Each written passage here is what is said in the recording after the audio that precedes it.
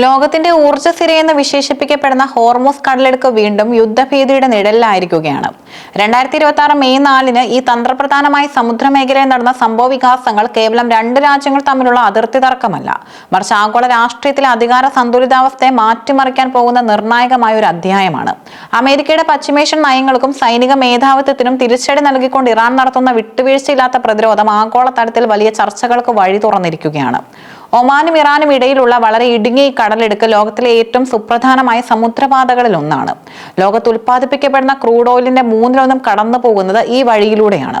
അതിനാൽ തന്നെ ഹോർമൂസ് കടലെടുക്കിന്മേൽ നിയന്ത്രണം നേടുക എന്നത് സാമ്പത്തികമായും രാഷ്ട്രീയമായും വലിയൊരു വിജയമാണ്.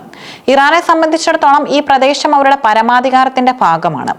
എന്നാൽ തങ്ങളുടെ സാമ്പത്തിക താല്പര്യങ്ങൾ സംരക്ഷിക്കാൻ എന്ന പേരിൽ ഈ മേഖലയിൽ സൈനിക വിന്യാസം നടത്തുന്നത് അമേരിക്കയുടെ പതിവ് ശൈലിയാണ്. അമേരിക്കൻ ഭരണകൂടം പ്രൊജക്ട് ഫ്രീഡം എന്ന പേരിൽ ഹോർമൂസ് കടലെടുക്കിൽ നടത്തുന്ന സൈനിക ഇടപെടലുകൾ മേഖലയിലെ സമാധാന അന്തരീക്ഷം തകർക്കുന്നതാണ്. വിദേശ കപ്പലുകൾക്ക് സംരക്ഷണം നൽകുക എന്ന വ്യാജേന ഇറാനിയൻ സമുദ്രാതിർത്തി ലംഘിക്കാനുള്ള അമേരിക്കൻ ശ്രമങ്ങളെ ഇറാൻ ശക്തമായി എതിർക്കുന്നു. ഇതിന്റെ ഭാഗമായാണ് മെയ് 4 അമേരിക്കയുടെ അത്യാധുനിക ഡിസ്ട്രോയറുകളായ USS ട്രക്സ്റ്റണും USS മെസണും കടലിടുക്കിൽ അതിക്രമിച്ചു കയറാൻ ശ്രമിച്ചത്. ഇത് ഇറാന്റെ പരമാധികാരത്തിന് നേരെയുള്ള നേരിട്ടുള്ള വെല്ലുവിളിയായിരുന്നു. സ്വന്തം മണ്ണിലും ജലത്തിലും വിദേശ ശക്തികളുടെ ഒരു തരത്തിലുള്ള സാന്നിധ്യം അനുവദിക്കില്ലെന്ന ഇറാന്റെ പ്രഖ്യാപിത നയത്തിന്റെ പ്രതീകമായി മാറി ഈ സംഭവം. അമേരിക്കൻ യുദ്ധക്കപ്പലുകൾ കടലിടുക്കിലേക്ക് പ്രവേശിച്ച ഉടൻ തന്നെ ഇറാനിയൻ സൈന്യം ജാഗരൂകരായി. തദ്ദേശീയമായി വികസിപ്പിച്ചെടുത്ത അത്യാധുനിക മിസൈലുകളും ഡ്രോണുകളും ഉപയോഗിച്ചാണ് ഇറാൻ ഇതിന് മറുപടി നൽകിയത്. ഇറാന്റെ മിസൈൽ പട തൊടുത്തുവിട്ട മിസൈലുകൾ അമേരിക്കൻ കപ്പലുകളുടെ റഡാർ സംവിധാനങ്ങളെ വെല്ലുവിളിച്ചു. തങ്ങളുടെ പ്രതിരോധ സംവിധാനങ്ങൾ മിസൈലുകളെ തടഞ്ഞുവെന്ന് അമേരിക്കൻ പെന്റഗൺ അവകാശപ്പെടുമ്പോഴും ഇറാന്റെ കൃത്യതയാർന്ന പ്രവാഹത്തിൽ കപ്പലുകൾക്ക് കേടുപാടുകൾ സംഭവിച്ചുവെന്ന റിപ്പോർട്ടുകൾ പുറത്തു വരുന്നുണ്ട്. ലോകത്തിലെ തന്നെ മികച്ച ഡ്രോൺ സാങ്കേതികവിദ്യ കൈവശമുള്ള രാജ്യങ്ങളിൽ ഒന്നാണ് ഇറാൻ. ഈ മിന്നലാക്രമണത്തിന് ഡ്രോണുകൾ വഹിച്ച പങ്കും വളരെ വലുതാണ്. മിസൈൽ വർഷത്തിന് തൊട്ടു പിന്നാലെ ഇറാൻ വിപ്ലവ ഗാർഡുകളുടെ 6 അതിവേഗ ബോട്ടുകൾ അമേരിക്കൻ കപ്പലുകളെ വളഞ്ഞു. അപ്പാച്ചെ ഹെലികോപ്റ്ററുകൾ ഉപയോഗിച്ച് ഇതിനെ പ്രതിരോധിക്കാൻ അമേരിക്ക ശ്രമിച്ചെങ്കിലും ഇറാന്റെ ആത്മവിശ്വാസത്തെ തകർക്കാൻ അവർക്ക് കഴിഞ്ഞില്ല. ഈ സംഘർഷത്തിനിടയിലാണ് UAE തീരത്ത് നങ്കൂരമിട്ടിരുന്ന ദക്ഷിണ കൊറിയൻ കപ്പലായ HMM നമുവിന് നേരെ സ്ഫോടനമുണ്ടായത്.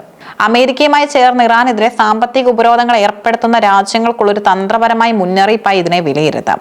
പശ്ചിമേഷ്യൻ രാഷ്ട്രീയത്തിൽ അമേരിക്കയുടെ പക്ഷം പിടിക്കുന്നത് ദൂരവ്യാപകമായ പ്രത്യാഘാതങ്ങൾ ഉണ്ടാക്കുമെന്ന് മറ്റ് രാജ്യങ്ങളെ ബോധ്യപ്പെടുത്താൻ ഇറാൻ ഇതിലൂടെ സാധിച്ചു. അമേരിക്കയുടെ ദൗത്യത്തിൽ ചേരണമെന്ന ട്രംപിന്റെ ആഹ്വാനം പല സഖ്യകക്ഷികൾക്കിടയിലും ഭിന്നതയുണ്ടാക്കിയിട്ടുണ്ട്. സ്വന്തം ഇന്ധന സുരക്ഷയും സാമ്പത്തിക താല്പര്യങ്ങളും അപകടത്തിലാക്കാൻ പല രാജ്യങ്ങളും ആഗ്രഹിക്കുന്നില്ല. പതിറ്റാണ്ടുകളായി ഇറാനെതിരെ അമേരിക്ക കടുത്ത സാമ്പത്തിക ഉപരോധങ്ങൾ ഏർപ്പെടുത്തി വരികയാണ്. ഇറാൻ തകർന്നു വീഴുമെന്ന ഡൊണാൾഡ് ട്രംപിന്റെയും മറ്റ് നേതാക്കളുടെയും പ്രസ്താവനകളെ ഇറാന്റെ പോരാട്ട വീര്യം അപ്രസക്തമാക്കി.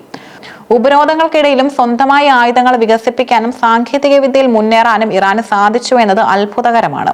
അമേരിക്കൻ സൈനിക ബലം ഉപയോഗിച്ച് ലോകത്തെ കീഴ്പ്പെടുത്താൻ ശ്രമിക്കുമ്പോൾ ഇറാൻ ഉയർത്തുന്നത് പ്രതിരോധത്തിന്റെ രാഷ്ട്രീയമാണ്. വൻ ശക്തികൾക്ക് മുന്നിൽ തലകുനിക്കാത്ത ഈ നിലപാട് അറബ് ലോകത്തെയും മറ്റ് വികസ്വര രാജ്യങ്ങളെയും ചിന്തിപ്പിക്കാൻ പ്രേരിപ്പിക്കുന്നു.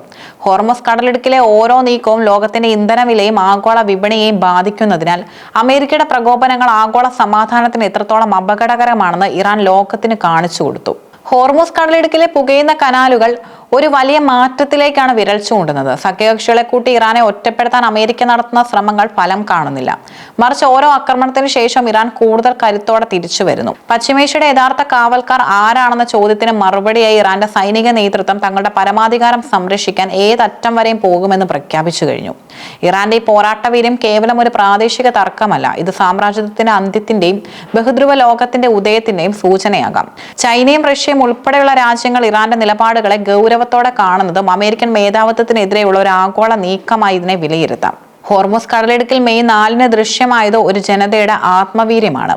അത്യാധുനിക ആയുധങ്ങളോ സൈനിക ബലമോ കൊണ്ട് മാത്രം ഒരു ജനതയെ തോൽപ്പിക്കാനാവില്ലെന്ന് ഇറാൻ തെളിയിക്കുന്നു. അമേരിക്കയുടെ പ്രകോപനങ്ങൾ തുടരുന്ന സാഹചര്യത്തിൽ മേഖലയിലെ സംഘർഷം കൂടുതൽ സങ്കീർണമാക്കാൻ സാധ്യതയുണ്ട്. എന്നിരുന്നാലും പശ്ചിമേഷ്യയുടെ സുരക്ഷയും സമാധാനവും വിദേശ സൈനിക സാന്നിധ്യത്തിലൂടെയല്ല, മറിച്ച് അവിടുത്തെ രാജ്യങ്ങളുടെ പരസ്പര സഹകരണത്തിലൂടെയാണ് ഉണ്ടാകേണ്ടതെന്ന ഇറാന്റെ നിലപാട് കൂടുതൽ പ്രസക്തമാവുകയാണ്. സാമ്രാജ്യത്വ ശക്തികളുടെ കടന്നുകയറ്റത്തിന് മുന്നിൽ തലകുനിക്കാത്ത ഒരു ജനതയുടെ പോരാട്ട വീര്യമാണ് ഇന്ന് ഹോർമൂസ് കടലിടുക്കിനെ ലോകത്തിന്റെ ശ്രദ്ധാകേന്ദ്രമാക്കുന്നത്. വരും ദിവസങ്ങളിൽ അമേരിക്കയുടെ നീക്കങ്ങൾ എന്തുതന്നെയായാലും പ്രതിരോധത്തിന്റെ പുത്തൻ ചരിത്രം രചിക്കാൻ ഇറാൻ സജ്ജമായി കഴിഞ്ഞു. പശ്ചിമേഷ്യയുടെ യഥാർത്ഥ കാവൽക്കാർ ആരാണെന്ന് ചരിത്രം ഉടൻ രേഖപ്പെടുത്തും.